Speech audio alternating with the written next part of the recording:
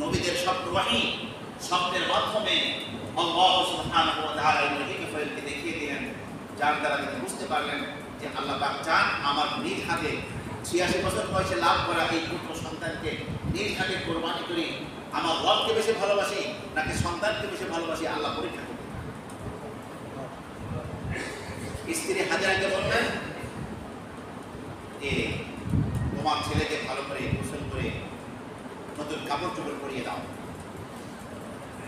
নতুন কাপড় চোপড় পরিয়ে যখন নাকি ইসমাইলকে নিয়ে রওনা হয়েছেন, শয়তান দেখতেছে মানব ইতিহাসে আরেকটি অধ্যায় রচিত হবে।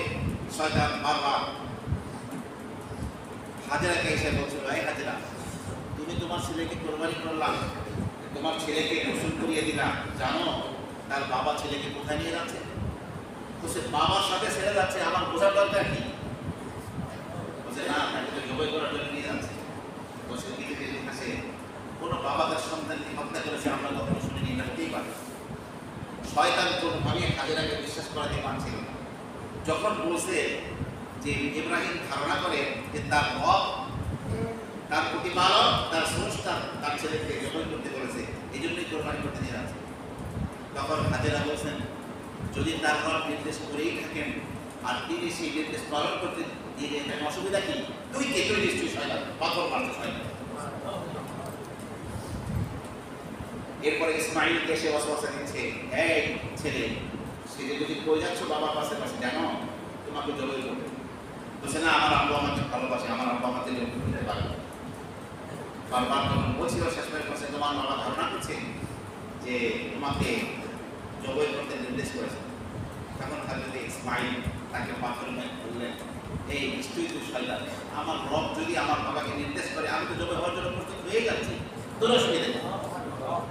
এভাবে করে হযরত ইব্রাহিমের সামনে যখন শয়তান করলো, ঠিক যেখানে আমরা পাথর মারছি ওখানে এসে শয়তান যখন প্রথম পারে এভাবে ইব্রাহিম আলাইহিস সালাম বুঝাচ্ছিল যে ওটা একটা স্বপ্ন ছিল, তুমি কেন নিজের হাতে এই নিষ্ঠুর কাজটি করবে? তিনি পাথর মেরেছিলেন শয়তান। তিনি আবার দ্বিতীয় জায়গায় শয়তান মাথা উঁচু করে দাঁড়িয়েছিল, আবার পাথর মেরেছিলেন, আবার তৃতীয় জায়গায় দাঁড়িয়েছিল, আবার পাথর মেরেছিলেন।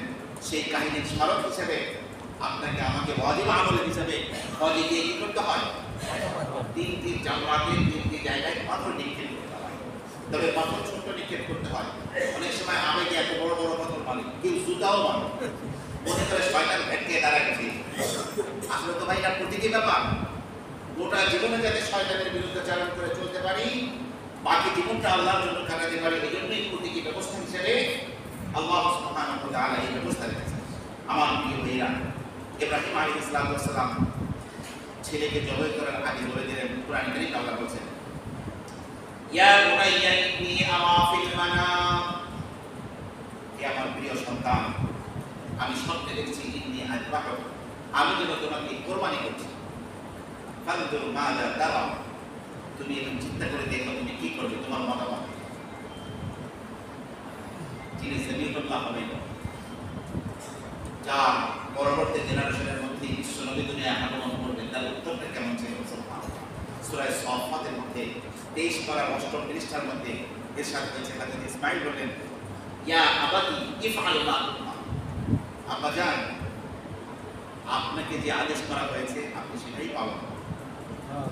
বাকি আমার পক্ষ থেকে সমস্যা আমি সফর করবো বা পালিয়ে যাওয়ার চেষ্টা করবো না। সাতাজিদুনি ইনশাআল্লাহ মিনাস সাবিরিন, আল্লাহ চাইলে ইনশাআল্লাহ আমাকে ধৈর্যশীলদের একজন বানাবেন।